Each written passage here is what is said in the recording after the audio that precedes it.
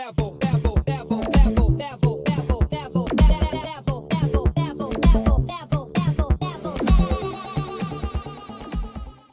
everyone, welcome to the Double Trouble Podcast. I am Nunn Gaming, joined by the great, powerful, awesome Bunny. Video game news. We were actually going to do a review of Fallout, but we'll do a review of it. But Aki, what's your impression of the show? Like, have you watched it? I have, and I will say one thing: yes. I am not even joking when I say the word yes. This was done so really well. It was done. Look, like I said, we won't ruin the whole thing for the. We'll keep it for the review. But if you haven't seen it, go to Amazon Prime, watch that show. It was done so well. There is no wokeism. There's no, the woman has the answer to everything. No, it was done so perfectly. There was character growth. There was, equal opportunity for all three main casts. Everyone was having their strengths and weaknesses. Oh, so for sure. I say it was amazing. I would say it's amazing too. There's a few issues I do have with it, but again, we'll talk about that in an upcoming review. Yeah, it'll be a little bit longer. We might split it up in like parts. Yeah, but we're gonna talk some video game news. Well, not just video game. We'll actually, I'll talk about the Fallout. What my topic is that the Fallout show has been such a success that people have actually started playing the video games. So Fallout New Vegas, Fallout 4, Fallout 76 even, And Shelter. It's growing. The gamings are like, look, don't get me wrong, Fallout 4, all the Fallout series except 76 were huge hits. They were fun like crazy. But the fact that after so many years, a TV show has brought the interest back towards these games, amazing, superb. Yeah, and you know what? You can definitely check out my top 5 list because I talked about the top 5 Fallout games that kind of revolutionized the show. Mm-hmm. And let's be 100% honest here. Fallout games are fun, but they're buggy messes. They are just horrible buggy messes. But the show rejuvenated a lot of these old games. Fallout 3, Fallout New Vegas, Fallout 76, even like I've started playing it because of the show. Fallout 4, which by the way is actually getting a free upgrade to the newer consoles. Yeah. And guess when it falls? Right on my birthday. I was literally about to say your birthday. Yeah, my birthday. And even Fallout Shelter. Some people were like, I want to try Fallout Shelter. It looks so great. It's fun. It is. I'm one of those people that downloaded Fallout Shelter on my phone. Yeah. And I'm playing it. I'm enjoying it. You can play it on console or your phone. It's a fun game. It is. Yes. It takes away like you're in charge of your own vault. It's sort of an interesting take on it. It reminds me a lot of like those survival shelter games. Yeah, exactly. It's fun. Yeah, and so comment down below, what is your favorite Fallout game that you have been playing? Whether it's because of the show or before the show or after the show, comment down below. Because everything's skyrocketing now with exactly. Fallout, like I said, a show done well can do wonders for everything now. But let's put a twist on it. Let's also get you to comment. What is your least favorite Fallout game? I'm gonna go. Do you mind if I go first? Because I'll talk about mine. Fallout 4, and the You're reason dead why to me. there's legit reasons. So why? Why? Because when I played it on the PS4, you know how many times that game froze and crashed my PS4? Especially like in downtown Boston. Like, it is dumb. Fun game. I love the combat. I love the world building, all that. Do you have any idea how many times that game crashed? And I was trying to play it. Like, I would be in the mood. Like, I want to play this. Play it for 1 hour, crashes. Play it for 30 minutes, it crashes. I am hoping Bethesda actually fixed all these issues with the PS5 upgrade. Because if they didn't, if it's just going to crash my PS5, I'm just going to delete the game. I'm sorry. Like, fun game, but when it doesn't work, it's a pain. It's a real pain. It's almost like cyberpunk pain. I think a lot of us viewers are just thinking there's something wrong with his PlayStation. But you know what? We'll let it stay. You know what? But the thing is, to be honest, all the Fallout games have got bugs and glitches, and there has been a lot of issues. 76 was a big mess. Oh, it was actually, I'll tell you one thing. 76 was my absolute favorite 5-minute game. And what I mean by that, let me just quickly explain to you why I say it was my favorite 5-minute game. Now, I jumped into this online experience, and a very friendly man, very friendly player was there. He greeted me, and he was like, let me help you. I'm like, yeah, definitely, Now he's like, look, I'm going to level you up quickly so that you get some great stuff and you can join my team. I said, yeah, of course, I look forward to it. Now, he takes me to this heavy, the hard areas. He's killing them. I'm getting stuff. I'm, everything. Now, what I noticed is that this guy has some damn good gear, damn good weapons. I want those. Now, while he's shooting and busy fighting the people for my sakes, I notice his HP seems to be dropping quite significantly. Don't tell me. Yes. Ever the opportunist, as soon as that HP went down there, I shot him, killed him, ransacked him, heard a lot of cursing, ran back into the vault, where I never logged in again. And I'm going to tell you all right now, don't play with Bunny. That's like, if he's doing that on Helldivers and Fallout 76, and I'm like, hey, you know what we should do? We should play GTA together. Screw that noise. I'm not playing with him. So. Let's be honest. How many, you know what? A lot of you people just felt like, I want to play with Bunny now, because it just it creates that intensity, like that unwanted intensity that when can Bunny strike? Well, that guy, and you know what? If you ever watch this podcast, if you ever watch this channel, I want to say thank you to you. I don't want to say sorry to you, but I hope you learned your lesson. Well, let's change gears here to something a little bit more, something I'm excited for. Mm-hmm. And I don't know if you've ever played the game, the first one, but I'm excited for this. I didn't even know this was a thing until just recently. Kingdom Come Deliverance 2. Man, it was announced earlier today, and it's coming a couple of hours ago, yeah. Yeah, it's coming later this year. This is sort of a sleeper game that was never really... There was nothing involved with it. Like, Warhorse just never said nothing at all about it. Mm-hmm. Now all of a sudden, Henry's back, and we're back in not medieval times. We're back in this old Eastern world, and we're back in this first-person view of knights and you're in the 15th century of Bohemia. Yeah, and you know what? Like, I actually looked it up when I played Kingdom Come Deliverance the first time. Yeah, I actually looked up like all these places and all these people.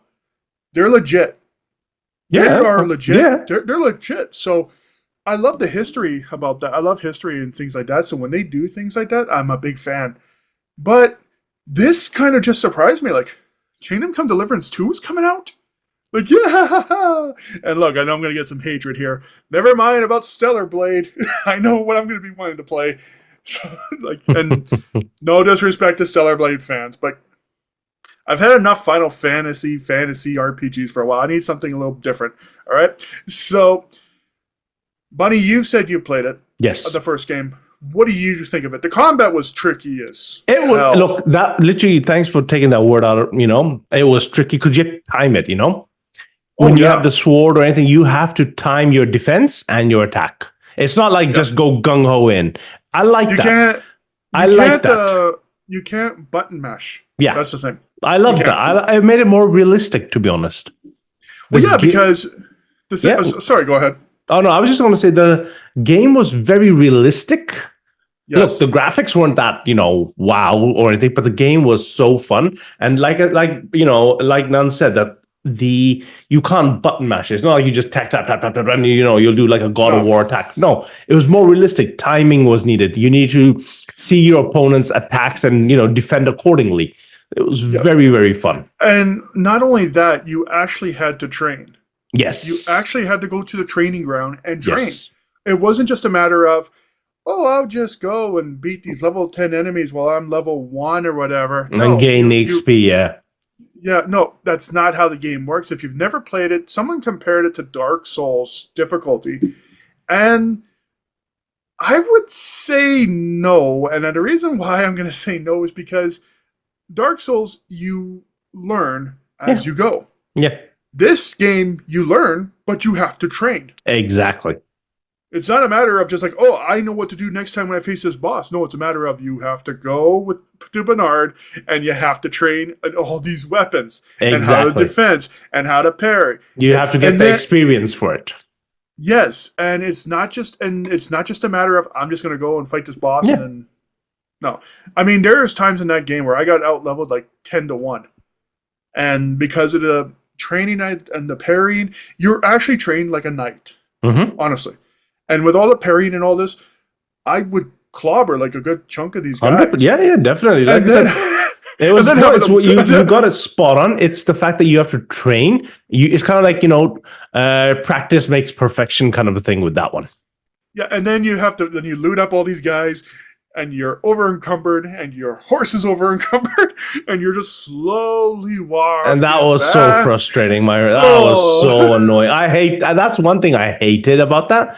Yes, it's realistic, but it was so annoying in the game when you are, going at this speed.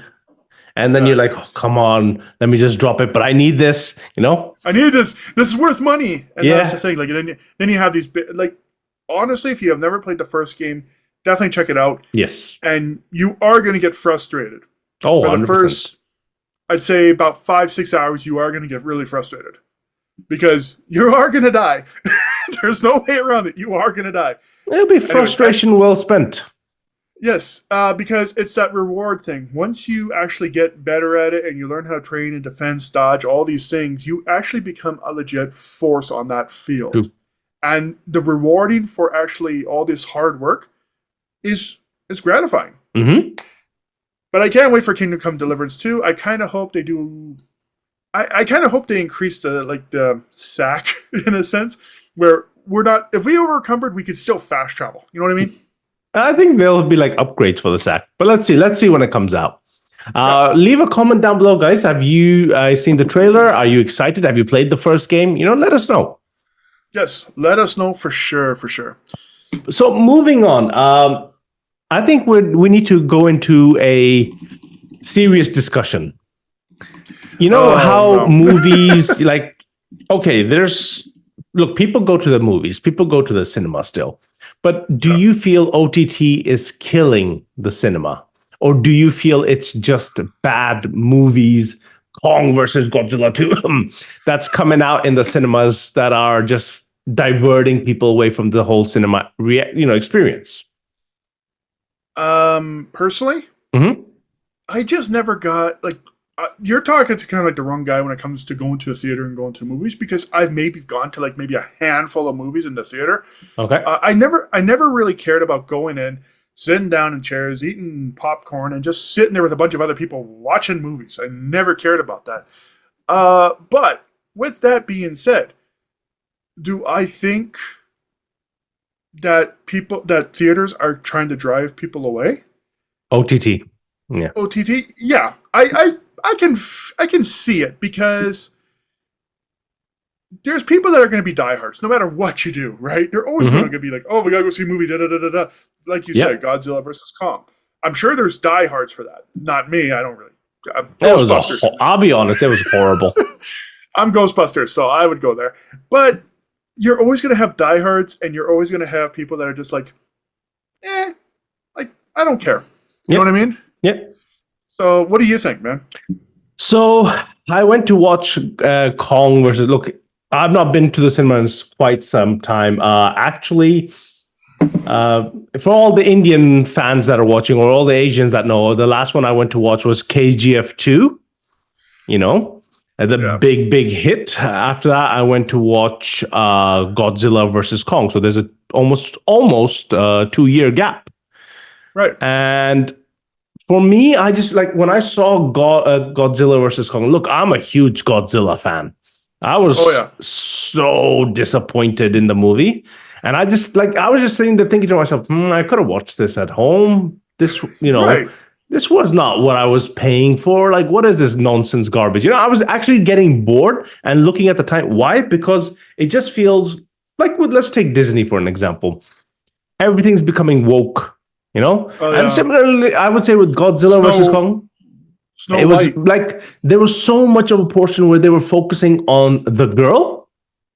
Yeah. Where they could have, and Godzilla was just an afterthought. He was just there, power up, go beat up. Power up, go beat up, go to sleep. Yeah, you know what? And I don't care for stuff like that either. Because you look at something like, we're going back a little while, but like Dumbo. Remember from Dumbo, Disney? Yes. Dumbo should be about the elephant. I don't give a damn about whatever his name is, the actor, Danny DeVito, and all these people in it. I don't care about that. I want to see a live adaptation of a big elephant with ears. So, you know what I mean? Like, that's what I wanted to see.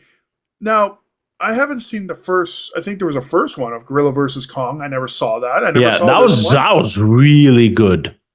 Okay, that was amazing. Just strictly because it's not my type of film. Like I said, I'm a Ghostbuster fan, so I went and saw the first Ghostbuster. Like the one where they paid tribute to Harold Ramis, even though Harold had been gone like so many years already. Yeah, and that was fantastic. I loved that. Was a really amazing movie. It was filmed like 2 hours away. Like they used the one mall scene was actually filmed 2 hours away from where I live. Oh, nice. Yeah, so but I never went into the movie to watch it. Like I never went to theater to watch it because I look at it as sort of like a price thing. Okay, I'm paying say $50 to go take a look at this movie. I'm paying $20 for possibly popcorn. Well, maybe 30 because I'm a big guy. Whatever. I'm paying like maybe $10 for a pop, and God knows what else. And if I have to get up and go to the bathroom, I can't pause the damn thing. No, of course. So I'm paying $100 to go to a theater to sit with other people to watch this movie. No thanks. I would prefer to watch it, like you said, at home. It would just. It's like the last Spider-Man movie that we had with all those crazy characters and that multiverse here. Watched it at home. I never went to the theater. I thought it was cool. Fair enough. But not worth the money. Speaking of, we're going to try and segue this in here. Let's talk about Ubisoft. Ooh. Yeah. This is not good. This is really, really... Oh, this is really not good. Okay, Ubisoft. The people who brought us Far Cry and Assassin's Creed. Mm-hmm. And that horrible pirate game. Anyways, it is deleting a game called The Crew. Yeah. It is from players' library. And it's pretty much saying that they are reminding us as consumers, we own nothing. Mm-hmm. Now, there is backlash. Oh, boy, is there backlash. Now, everyone has suspected that the Crew servers were going to kind of go down. Everyone was expecting that. But you pulled the game, you deleted the game from people's libraries. Like, seriously. Like, what the hell is up with you, Ubisoft? Like, good Lord almighty. Yep. Like, what happens if all of a sudden they decide to say, oh, we're deleting Assassin's Creed? Like, I'll be pissed. I won't lie. I'll be pissed because I have the Ezio collection. I have Valhalla. I have number 3. I've got Black Flag. I got all of them. Unity. Yes. So I pretty much got all of them except the first one. If they decide to say, screw it, we're deleting them all. What are we, like, we're like pretty much, I'm out of money. And you know what? I love Lorien Studios. We talk about them and we're big fans. Mm-hmm. Lorien said something, Swen said something really great, saying, you paid for the game, it's your game. Exactly. How does and I'm not being disrespectful to Lorien Studios, but let's be honest here. Lorien is kind of like, they were an indie developer before Baldur's Gate 3. How does an indie developer have more decency than a AAA developer? What do you think, man? See, I completely agree with you. Question is, you've paid, are you refunding the money? If you have the right to delete it, are you refunding these people their hard-earned money? Not what the current price is, but what the price was when they paid for that game. Yeah. If they paid for full retail and you're taking it out, what you're doing is you're doing an infringement where you are kind of, illegally entering their library and deleting something they paid for. It's like, for instance, if you were to buy something, you've got it, Walmart all of a sudden turns up at your door and tries to take it back without any consequences. No, you've paid for that. There's got to be compensation. Secondly, you know what? This is one thing why I'm against multiplayer games being paid to buy, to purchase. Because if the server shuts down, yes, some games, they go on for years and years, but the gaming market is so unpredictable. You cannot guarantee that all games will be the same. Right. I remember there was this one MMORPG game that I paid from NCSoft, which was called WildStar. That's what it's called. And it was an MMORPG. It looked fun. I, bought, you have to buy to play. I did it. Guess what? After the game bombed, it's deleted. So I lost, that money, but still in my library, I just can't do anything with it. Right. And, it's sort of like, remember when it was a while ago when the issue between Konami and Kojima, and they had Silent Hill, and it was just kind of walking through a hallway. Yes. It was called the playable teaser, playable trailer, Silent Hill playable something. Yeah. And the thing is, I never got a chance to play it, but now you can't play it at all. Nope. Because of the break-off. It's completely gone. And, like in that sense, like, okay, that was free, so it may, like whatever. No one's going to lose any money really on that, right? But on something like The Crew, which I understand was a very popular game. I never played it. It was. No, it definitely was. So to just sort of like say, "Yep, you're gone. It's gone from now from your library." I'm with you, man. Like, pay people back the money. Yeah. Like, pay them retail. Like, give it. Like, what was it when it was sold? And give people back their money. But of course, Ubisoft won't do that. Ubisoft will do something stupid like, "Oh, well, we'll give you credits or some bullshit, whatever." Probably won't even do that. Listen, I liked Ubisoft when they did Assassin's Creed and they did Far Cry. I do like those games, but now I'm sort of terrified about having those games because what if Ubisoft decided to say, "Yeah, we're getting rid of Far Cry," and all my If that happens, Ubisoft, I don't know if you ever see this video, but if that happens, I want my money. Okay, if you decide to delete it, I want my money. Nunn wants his money. I want my money. Nunn's people coming after you, Ubisoft. Yep, you know it. I know some people that are vicious. I have this one coworker of mine. She throws shoes at people. So, oh wow! Yeah, you don't want shoes thrown at you, Ubisoft. No, you don't. Anyways, let's get. You know what? Now that we've warmed up with Ubisoft, why don't we just continue a rant? I think rants have become so much fun now. So, ladies and gentlemen, this is Bunny's rant now. It's become a tradition. Bunny's rant. So, Bunny's rant. I want to ask people the simple question. Has social media, whether it's in form of Instagram, YouTube, TikTok, has it screwed the people's mind? Have people become delinquent idiots to the point where, not everyone, but majority of these so-called high influencers and all that, where they think that having followers and all that gives you some sort of power? Because I've been watching a lot of these videos where social media influencers, and these are not like people with 1, 2, 3, 4, 5 millions, but even people with like 20, 30, 40,000 followers suddenly becoming stuck up brats that think that they're entitled. There's this one person that was trying to take stuff from a store, and when they tried to stop her, she said, "I'm a social media influencer. You can't stop me." People are doing such crappy videos and call them pranks. There's this one guy who got arrested. He was going around in the park and hitting people on the head and then saying it's a prank just for views. How's that a prank? That's all. He got arrested. The police did come, and guess what? oh, I am sorry. I have learned I should not have done this. What is your message to the people? Make sure you don't do stuff like this ever again. It's like, come on. The standard BS response, the standard crappy thing, it's literally what it feels like. That look, I have 160,000 followers on Instagram. Not bragging, but I don't go around saying, oh, look, I'm a social media influencer or whatever. I get, a lot of brands and stuff like that.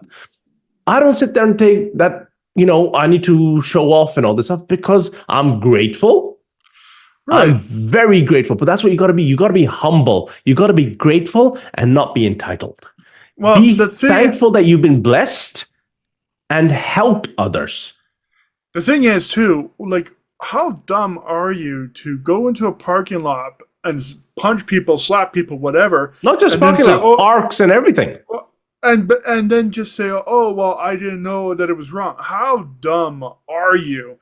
Everyone who has kids or has babysat kids or has taken kids to the park, what's the one or couple things you tell them? First off, don't be mean and don't hit other kids. Yes. I don't have kids. How the hell do I know that? And some moron on YouTube doesn't know that.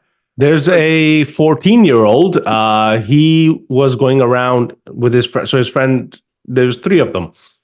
He and his friend go around and try to take stuff from people. So like there's people at the beach playing volleyball. And as soon as the ball lands, he runs, grabs the ball. The friend grabs the other ball and they run away. They try to steal it. And the guy, filming it, he runs with them. Now, they get tackled because these are adults chasing them. They get tackled and everything. And the kid's like, oh, I'm 14. What are you going to do about it? Are you going to hit me? Are you going to hit me? He's like, wow. And then in one sign, he's walking past a restaurant. He actually takes a handful of food from this lady and he just eats it. And then he just runs away. And then when she chases him, kudos to this lady. She chases him. And all he's doing, he's like cursing left and right. He's throwing the F-bombs and everything at her. And she grabs him and she's like, don't. And then he's like, oh, I'm 14 years old. What are you going to do? It's like, guys, it's a warning right here. I got a 14-year-old nephew, man, who takes martial arts. And I got a 14-year-old step niece who takes martial arts. I'm not going to do nothing. But one phone call to them. Hey, can you guys come here? My question is, I want to ask one thing. And this is where I think that, it's a kind of like act now before it becomes way too late. Yes. These kids, these people, once you take away their so-called power, which is their social media, they become... they go into this depression, they start doing stuff, and all of a sudden, it's everyone else's fault. You know what? And I'm just going to point out, I'm just going to put my 2 cents in here. Yeah. I'm on social media, I think, like everyone who knows me knows. YouTube channel, TikTok, Twitter. Not so much on Instagram, but I am on there. And I'm getting up there. I feel very appreciative of everything that's happening to me. One thing that I'm really happy about is I got affiliated with a team called Wired Productions, and they make video games. Thank you. And it's a small indie developer, but still, it made me feel really good. Exactly. So I'm not going to be like, oh yeah, I'm a big shot now because I got affiliated. No, I am appreciative of the fact that I sent in this application, and I thought, I'm not going to get it, but whatever, give it a shot, right? And Wired said, yeah. Absolutely. Come join the Discord. You're a part of us. And I'm like, really? So they have some great games. I think there was Delivery of the Moon. I'm going to be playing that on my next live stream. You guys can come check that out. But I'm appreciative of that. Same with TikTok. When I got 1,000 followers on TikTok, I was very appreciative of that. And that's the problem now. People aren't appreciative like they used to be. 100%. Kind of a bug, I think social media has really helped people elevate who they are, like bring things to light, like talking about, say, religion, politics, gaming, movies, music, all these things. And then you have these weirdos who decide to screw it all up. That's the thing. So let's end now on my rant. Because Nunn's rant. Nunn's rant. Because he actually made... I heard your rant. I'm like, I got to change topics now. So let's talk about a game that you probably all know that I love. Final Fantasy VII. You all know this. You all know I'm a fan. And we're going to talk about couples. Cloud and Aerith, Cloud and Tifa. What the hell is the problem? Like, seriously. When did this become such a big war between us? Like, okay, you are fine with saying having Cloud and Aerith together as a romantic couple. People are fine with Cloud and Tifa as a romantic couple. But people are actually getting legitimately upset with the developers, Square Enix, for comments being made. Like, and I'm not trying to pick on the Clarith people, like the Cloud and Aerith people, but they actually went and attacked Cody, the main actor, for what he said, for how he said a line in Rebirth. Tifa. Like that big loud line, like Tifa! Like he just screamed it. And they're attacking him because of it. I just don't get it. Like, what is the big deal? I mean, okay, I like Cloud and Tifa. I think they're a better couple than Cloud and Aerith. That's just my opinion. Mm-hmm. But I'm not going to go attack these people who like Cloud and Aerith. But for some reason, I've been getting attacked with that as well. It's like, oh yeah, I think Cloud and Tifa are more because, they knew each other as kids, and, he went to Soldier to impress her. But somehow there's a war going on here, and it's been going on for decades, and it just kind of got rejuvenated because of Rebirth, which is a great game. But I just don't get the insults. I really don't. I'm going to be starting a new war. I'm part of the 2024. Why isn't Cloud allowed to date both of them? There you go. That's my new war. Bring it at me, people. But, this doesn't just go into like Final Fantasy VII. This can go way back to The Witcher. Yeah. Geralt and Triss or Geralt and Yennefer. And again, there was that collision. Yeah. Even further back with Mass Effect. Oh yeah. Shepard should be with Garrus. No, Shepard should be with Miranda. No, Shepard should be with Ashley. Or who should Shepard be with? Poor guy died. Yeah. Yeah. So I don't get this whole. And listen, you're allowed to have your opinion. You're allowed to have whatever you want. Yeah. No one's debating you. No one's arguing with you. No one's like that. 100%. No one's fighting with you on this. It's just you have this. I think Nunn, we've said this in every. I think this should be a recurring theme. Well, because we talk about this every time. Is that, guys, respect people's opinions. You're allowed to have your opinion. They're allowed to have their opinion. You're allowed to say your opinion. They're allowed to say their opinion. Let's keep it at that. You can agree to disagree. Right. You can say, yeah, look, I respect your decision. My opinion is I feel blah, blah, blah. Right. But I see your point of view. Simple as that. Yeah. And you know what? You don't need to attack someone because of their point of view. Yeah. Like, I don't get it. And it seems to be a recurring thing with games. I think it's becoming everywhere, not just games. Yeah. And it kind of correlates with what I just said earlier. Is social media really screwing people over? Because it seems like everyone's got an opinion that if you don't agree with them, oh, damn. Remember what happened with us with Last of Us 2? When we blasted that game, and just how many people came after, like, I don't know how many people came not after. me. Yeah. They came after you. You said it though too. You were. I said it. I say it today. I want people to come after. I don't know what is it with people and just targeting him and not me. I feel left out of this. But yeah, attack him, man, because leave me alone. Yeah, but the thing is, me, people. I will join you in. I will take you down and then bring you out of your mother's basements and teach you about trolling. Because look, guys, jokes aside, trolling, abuse, not accepted. No, it's like with the whole Spider-Man 2 and Baldur's Gate 3. Again, he got attacked. Not just me, but when Baldur's Gate 3 actually won Game of the Year, Sony fanboys were screaming, like Spider-Man 2 fanboys were screaming, nobody plays this game. Nobody plays this game. They do. Yeah, they do. They do. Don't kid yourselves. They played it more than Spider-Man. one guy had an absolute shit fit, banged his chair and screamed, and I'm like, but Baldur's Gate is a better game. That's not a lie. And it's the same with Dragon's Dogma too. Like, people, just leave me alone. Like, what is your problem? What is your problem with me? Just leave me alone. Like, anyways, my rant is going off sidetrack. Point is, don't, like, we talked about it before, be respectful, but when it comes to this whole war between, Cloud and Aerith versus Cloud and Tifa, what's the big deal? It's a game. It's a game. It's not going to become real life. There is no yellow hair. Well, actually, no. There is. There are those, cosplay people. So, but it's just a game, people. It's just a game. I wish Tifa was real, and I wish she's mine. Where I live. I'll fight you for her. I don't care. But, ladies and gentlemen, this was the Rant, Chant, and Bant for this week. I love this, man. Rant, Chant, and Bant. That's copyrighted. Copyrighted, yeah.